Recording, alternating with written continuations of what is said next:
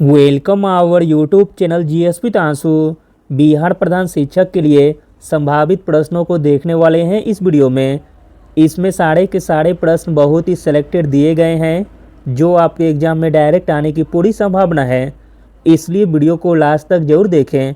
Start करने से पहले आप लोगों से एक ही रिक्वेस्ट है, प्लीज़ वीडियो को लाइक और किसी भी एक ग्रुप में शेयर जरूर कर दीजिएगा। चलिए तो शुरू करते हैं। पहला प्रश्न है, बिहार प्राथमिक नियोजित शिक्षकों का वेतन भुगतान किस मद से होता है? बिहार प्राथमिक नियोजित शिक्षकों का वेतन भुगतान होता है बीएपी के माध्यम से। Option number C. अगला प्रश्न है, शिक्षण प्रतिमान के तत्व हैं। शिक्षण प्रतिमान के तत्व हैं शिक्षण संरचना, मूल्यांकन तथा सामाजिक व्यवस्था। अगला प्रश्न है, श्रेष्ठ संप्रेषण का सिद्धांत क्या है? श्रेष्ठ संप्रेषण का सिद्धांत है दृश्य श्रवण। Option number A. अगला प्रश्न है, निस प्रत्यय के प्रतिपादक कौन थे? इंपॉर्टेंट प्रश्न है। निस प्रत्यय के प्रतिपादक थे ब्रूनस। अगला प्रश्न है, बालक में बूढ़ी आदतों के अभ्यस होने का क्या कारण है? बालक में बुरी आदतों के अभ्यस होने का कारण है एकाकीपन। अगला प्रश्न है, मनोवैज्ञानिक शैक्षिक विकासात्मक सिद्धांत का प्रतिपादन किसने किया था? मनोवैज्ञानिक शैक्षिक विकासात्मक सिद्धांत का प्रतिपादन किया था जीन पियाजे ने। Option number C. अगला प्रश्न है, बाल केंद्रित शिक्षण किस विधि से किया जाना सर्वश्रेष्ठ होगा? तो दोस्तों वह विधि है heuristic Vidhi. Option number A. अगला प्रश्न है, छात्र केंद्रित शिक्षा की परिकल्पना किस शिक्षा नीति में प्रथमतः समाविष्ट हुआ? आंसर हो जाएगा ऑप्शन नंबर डी 1986। छात्र केंद्रित शिक्षा की परिकल्पना 1986 शिक्षा नीति में प्रथमतः समाविष्ट हुआ।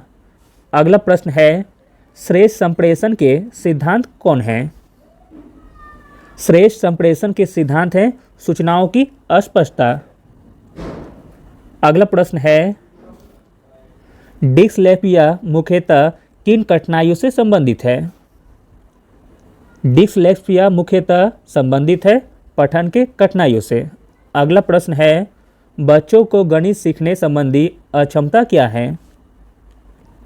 बच्चों को गणित सीखने संबंधी अक्षमता है डिस्कैलकुलिया। अगला प्रश्न है, वह बालक जो अक्सर कक्षा में भाग जाता है वह क्या कारण है? तो दोस्तों वह कारण है कुसुमायोजित। Option number A.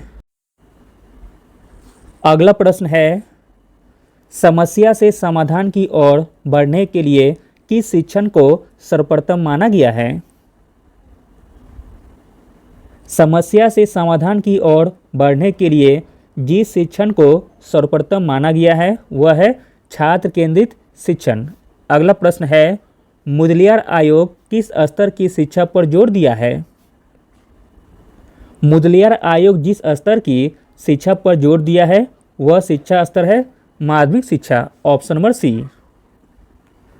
अगला प्रश्न है, बहुकारक सिद्धांत किसकी देन है? बहुकारक सिद्धांत देन है गिलफोर्ड की। अगला प्रश्न है, बाल केंद्रित शिक्षा किसकी देन है? बाल केंद्रित शिक्षा देन है मनोवैज्ञानिक शिक्षा की। अगला प्रश्न है, अधिगम का सूक्ष्म सिद्धांत किसने दिया था? अधिगम का सूक्ष्म सिद्धांत दिया था कोहलर ने। अगला प्रश्न देखते हैं, मनोविज्ञान के जनक कौन थे? मनोविज्ञान के जनक थे अरस्तु। अगला प्रश्न है, एनसीटीई कब प्रभाव में आया? एनसीटीई प्रभाव में आया 1995 से। अगला प्रश्न है, राष्ट्रीय पाठचर्या की रूपरेखा कब प्रस्तावित हुआ? राष्ट्रीय पाठचर्या की रूपरेखा प्रतिपादित हुआ 2005 में। अगला प्रश्न है, सर्व शिक्षा अभियान कब शुरू हुई? सर्व शिक्षा अभियान शुरू हुई 2001 से। अगला प्रश्न है, गुणवत्तापूर्ण शिक्षा के राष्ट्रीय अध्यापक शिक्षा परिषद की स्थापना कब हुई? गुणवत्तापूर्ण शिक्षा के राष्ट्रीय अध्यापक शिक्षा परिषद की स्थापना हुई 1995 में। अगला प्रश्न है, निम्न में से किसे ध्यान में रखकर अधिगम उद्देश्यों का निर्धारण किया जाता है? तो दोस्तों पाठचर्या को ध्यान में रखकर अधिगम उद्देश्यों का निर्धारण किया जाता है। अगला प्रश्न है, प्राथमिक स्तर पर न्यूनतम कार्य दिवस कितना है? प्राथमिक स्तर पर न्यूनतम कार्य दिवस है 200 दिन का।